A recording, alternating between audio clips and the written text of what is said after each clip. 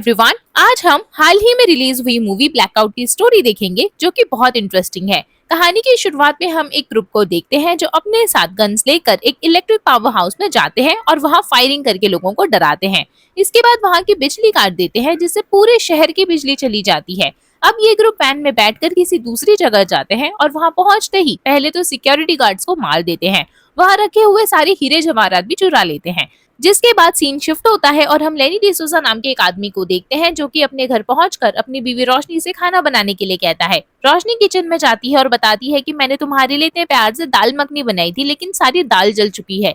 लेनी कहता है कि कोई बात नहीं, हम बाहर से ला देंगे। लेनी अब नहाने के लिए चला जाता है और उसी समय लाइट चली जाती है।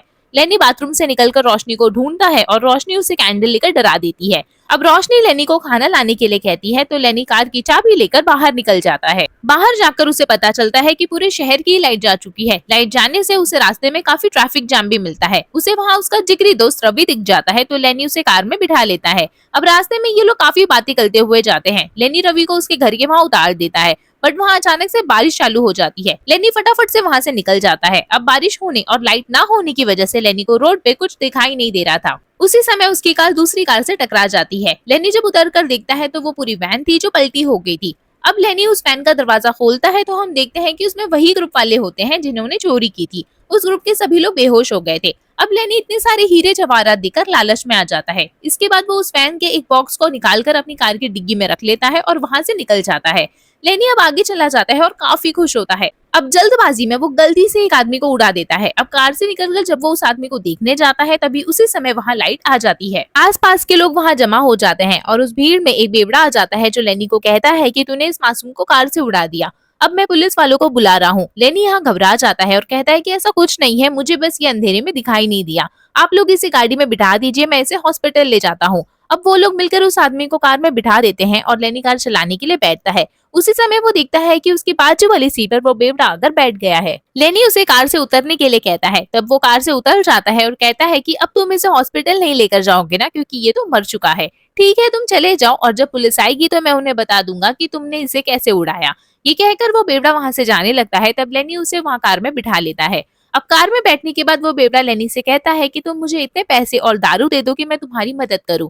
लाश को ठिकाने लगाने के लिए लेनी उसे पैसे देने के लिए तैयार हो जाता है। अब रास्ते में इन्हें पुलिस की नाकाबंदी दिखती है और लेनी बेवड़े से कहता है कि इस आदमी को ऐसे बिठा दूं कि देखने में लगे कि ये सो रहा है। तब इंस्पेक्टर पाटिल वहां उन्हें रोकते हैं। अब यह हमें थोड़ा फ्लैशबैक का सीन दिखाया जाता है जहां उसी दिन का 543 का सीन हम देखते हैं, जहां लेनी एक बिजनेसमैन बनकर उसे इंस्पेक्टर के पास एक स्टिंग ऑपरेशन करने के लिए आया था। वहां पर वो उसे घूस देने के लिए मना लेता है और उसकी वीडियो को अपने कैमरे में चुपके से रिकॉर्ड कर लेता है। अब प्रेजेंट में नाकाबंदी पर वो इंस्पेक्टर लेनी को पहचान जाता है और कहता है कि अभी तो हम थोड़ी देर पहले ही आपसे मिले थे, आपने इतनी जल्दी मूछें भी हटा ली। यहाँ इंस्पेक्टर काफी सारे सवाल जवाब करने लगता है। तब वो बेवड़ा इंस्पेक्टर को शायरी सुनाने लगता है और यहाँ पता लगता है कि वो इंस्पेक्टर भी शायरी लवर है। इस चक्कर में वो उन्हें वहां से जाने देता है। अब ये दोनों सीधा कब्रिस्तान जाते हैं और वहां जाकर लेनी गड्ढा खोदने लगता है। तभी वहां दो भाई आ जाते हैं। इनमें से एक का नाम था ठीक और दूसरे का नाम था ठाक। अब हमें फिर से फ्लैशबैक का सीन दिखाया जाता है कि उसी दिन पुलिस ने ठीक और ठाक को चोरी के इल्जाम में पकड़ के रखा था, लेकिन उनके मामा जो पुलिस की नौकरी करते थे वो उन दोनों को छुड़वा लेते हैं। तब हमें पता लगता है कि ठीक ठाक नाम से एक ऐप था जो चलना बंद हो गया था, जिसके बाद से इन दोनों ने चोरी चकारी करना शुरू कर दिया था।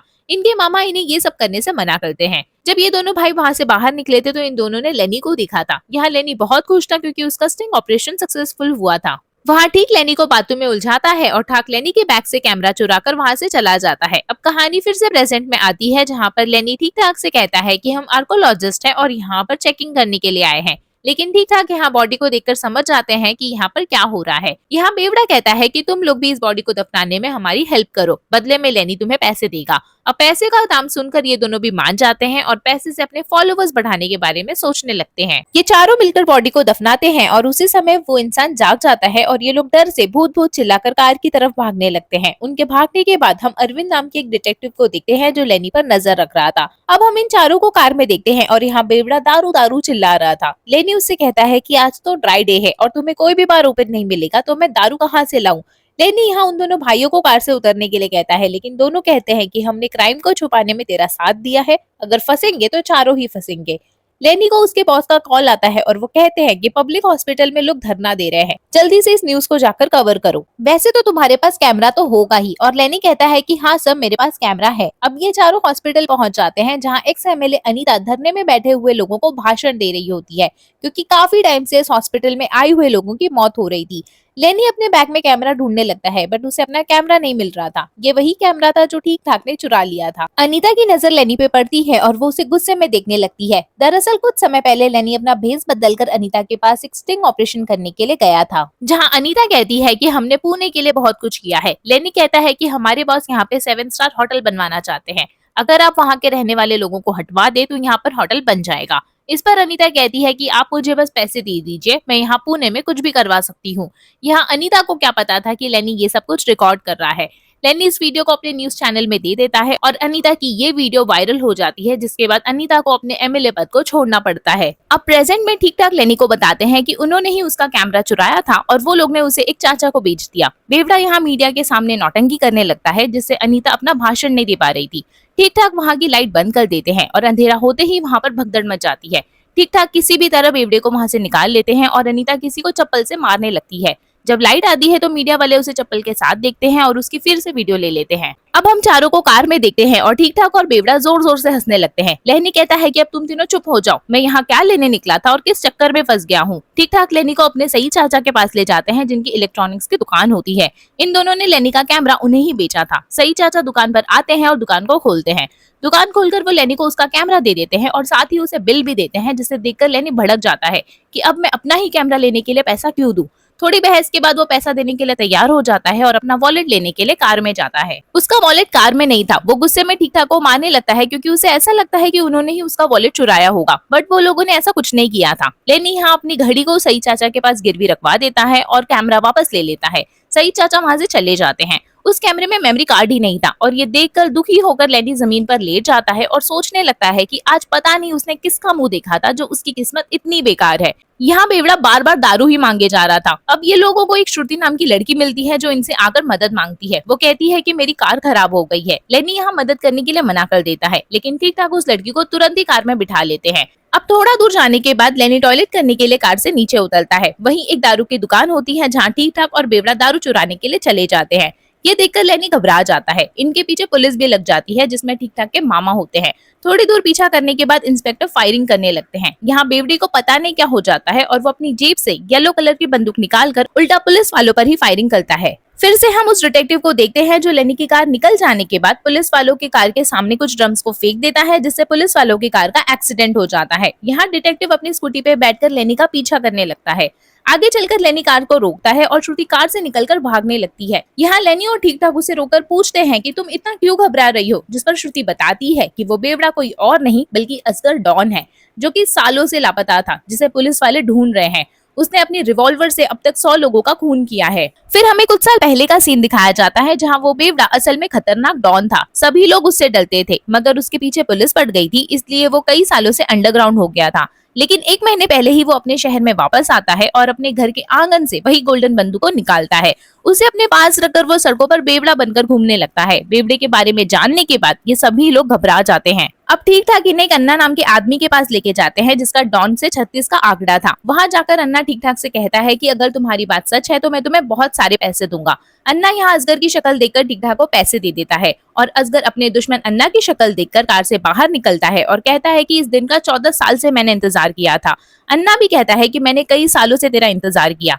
इसके बाद असगर अन्ना से कहता है कि तूने मेरे पीठ पीछे छुरा खोपा है, जिस पर अन्ना कहता है कि सारा सोना चुरा कर छुरा तो तूने खोपा है। लेकिन असगर जानता था कि सारा सोना अन्ना ने ही चुराया है और पुलिस वालों के साथ मिलकर वो असगर का एनकाउंटर करवाना चाहता था ताकि अन्ना खुद डॉन बन सके। यहाँ असगर लेनी से कहता है कि कल के अखबार में छप जाना चाहिए कि असगर डॉन वापस आ चुका है। ये सुनते ही अन्ना चौंक जाता है कि हमारे बीच में एक रिपोर्टर भी है, लेकिन ठीक ठाक लेनी को बचाने के लिए कह देते हैं कि ये तो हमारा ड्राइवर है। अन्ना कोई भी रिस्क नहीं लेना चाहता था और सबको मारने का बोल खोल देता है। असगर अन्ना के सर पर बंदूक तान देता है और सभी लोगों को हथियार नीचे गिराने के लिए बोलता है, जिसके बाद असगर उन चारों को वहाँ से जाने के लिए कहता है। ये चारों जाने लगते हैं। तभी असगर लेनी से कहता है कि अपनी कार यहीं छोड़ दो, मुझे जरूरत पड़ेगी। अब लेनी अपनी कार को छोड़ना नहीं चाहता था क्योंकि उसमें हीरे जवाहरात वाला बॉक्स था। लेनी असगर के साथ रुक जाता है और कहता है कि मैं आपको छोड़कर कैसे जा सकता हूँ। असगर कहता है कि मैंने तेरे से बड़ा बेवकूफ इंसान नहीं देखा। अब यहाँ फायरिंग शुरू हो जाती है। इसी बीच असगर को एक गोली लग जाती है, जिसके बाद वो अन्ना को गोली मारकर उसे मार देता है। असगर को गोली लगने के बाद वो जमीन पर गिर जाता है और चारों ही लोग उसके पास बैठे होते हैं। असगर उन चारों से कहता है कि अगर मुझे कुछ भी हो जाए तो उस मस्जिद के पीछे मेरा घर है और उसके आंगन में मेरी किस्मत दफन हो रखी है, तो मुझे भी वहीं दफना देना। ये कहकर असगर यहीं मर जाता है।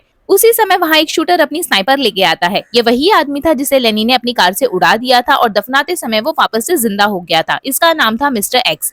अब लेनी मिस्टर एक्स से अपनी जान की भीख मांग रहा होता है और वहीं पीछे से कोई आदमी उसे बेहोश करने वाली गन से शूट कर देता है और हम देखते हैं कि ये तो डिटेक्टिव अरविंद है जो वहाँ आ गया था। यहाँ श्रुति भी डिटेक्टिव अरविंद से मिली होती है। डिटेक्टिव बताता है कि तुम्हारी वाइफ ने ही तुम्हें फंसाने के लिए मुझे हायर किया था। अब हमें फ्लैशबैक में एक दिन पहले का सीन दिखाया जाता है जहाँ रोशनी डिटेक्टिव को कॉल करती है। डिटेक्टिव कहता है कि आपका पति तो बहुत अच्छा इंसान है, उसमें कोई बुराई नहीं है। फिर भी रोशनी कहती है कि मुझे लेनी से डिवोर्स चाहिए और मैं चाहती हूँ कि आप उसे एक्स्ट्रा मैरिटल अफेयर में फंसा दो, जिसके बाद मुझे अच्छी खासी एलिमनी मिलेगी और आपको भी पैसे मिलेंगे। लेकिन डिटेक्टिव को पता था कि रोशनी के पास उसे देने के लिए पैसे नहीं है। वो यहाँ रोशनी का भी पीछा करता है और उसे पता चलता है कि रोशनी का अफेयर लेनी के ही बेस्ट फ्रेंड रवि के साथ है। इवन उस दिन भी जब लेनी बाथरूम में नहा रहा था तो रवि उसके घर में ही था, जिसे रोशनी ने वहाँ से भगा दिया था। अब ये सब सुनने के बाद लेनी बहुत दुखी हो जाता है। यहाँ डिटेक्टिव उससे कहता है कि मैं जानता हूँ कि तुम बहुत अच्छे इंसान हो, लेकिन मुझे भी अपना काम करना था, इसलिए मैंने श्रुति को तुम्हें फंसाने के लिए हायर किया था और उसका प्लान था कि उनकी फोटोज रोशनी को भेज दे। वो कहता है कि मैंने तुम पर स्टार्ट से ही नजर रखे हुए था। मैंने सब देखा, कैसे तुम्हारा एक कार के साथ एक्सीडेंट हुआ, कैसे तुमने उस कार से हीरे जवाहरात वाला बॉक्स निकाला, कैसे पुलिस वाले तुम्हारे पीछे पड़े और मैंने ही तुम्हें उनसे बचाया।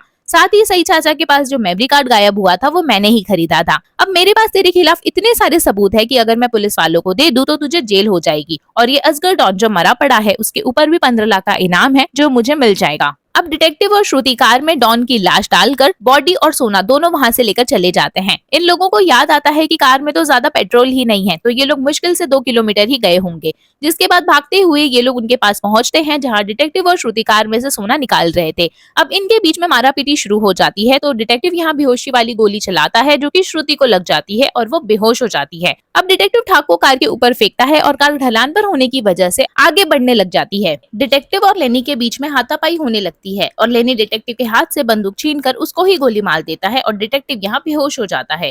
ठीक यहाँ अपने भाई को बचा लेता है। अब ये तीनों अपनी कार में पेट्रोल डलवाते हैं और लेनी डिटेक्टिव के कैमरे से अपने खिलाफ सारे सबूत को मिटाकर अपना मेमोरी कार्ड ले लेता है। इसके बाद ये लोग कार चलाकर कहीं दूर निकल जाते हैं। सुबह होने पर ये लोग हीरे जवाहरात वाले बॉक्स को खोलकर देखते हैं। यहाँ हमें पास्ट में उस ग्रुप के बारे में बताया जाता है जो हीरे जवाहरात चुराने के बाद वैन में बैठकर जा रहे थे। उनमें से एक गद्दार निकलता है जो सभी को मारकर पूरा सोना खुद ही चुराने वाला था। यहाँ उनके बीच में झगड़ा हो जाता है और उसी समय वैन का एक्सीडेंट हो जाता है जिसमें सारे लोग मर जाते हैं।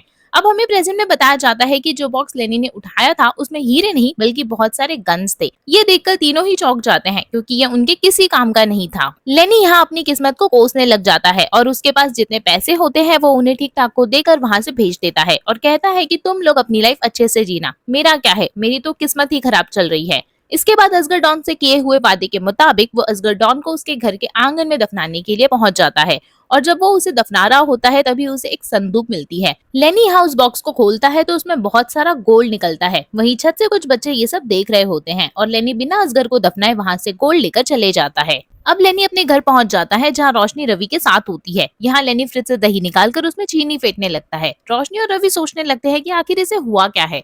इतने में वहाँ इंस्पेक्टर पाटिल आ जाता है और रोशनी और रवि को अरेस्ट कर लेता है। उन्हें अरेस्ट करवाने वाला कोई और नहीं बल्कि लेनी ही था। उसने इंस्पेक्टर पाटिल को स्टिंग ऑपरेशन वाली वीडियो दिखाकर धमकाया था कि अगर तुमने इन्हें अरेस्ट नहीं किया तो मैं तुम्हें वायरल कर दूंगा। पाटिल यहाँ उन्हें अरेस्ट कर लेता है और अब इतना सब होने के बाद लेनी की लाइफ काफी अच्छी हो गई थी। वो सारा सोना देखकर बहुत खुश होता है क्योंकि अब उसे परेशान करने वाला कोई नहीं था। दूसरी तरफ हम देखते हैं कि असगर डॉन को होश आ जाता है। लेनी ने एक्स एमएलए अनीता का स्टिंग ऑपरेशन किया था जिसकी वजह से उसकी कुर्सी छिन गई थी, तो लेनी को मरवाने के लिए उसने कॉन्ट्रैक्ट किलर मिस्टर एक्स को हायर किया था। मिस्टर एक्स का एक उसूल था कि अगर वो कोई काम नहीं कर पाता था तो वो उसकी सजा खुद को देता था। तो यहाँ वो अपनी 2 उंगली काट देता है क्योंकि वो लेनी को नहीं मार पाया था और यहीं पर ये मूवी एंड हो जाती है। मतलब कि इस मूवी का दूसरा पार्ट भी आएगा।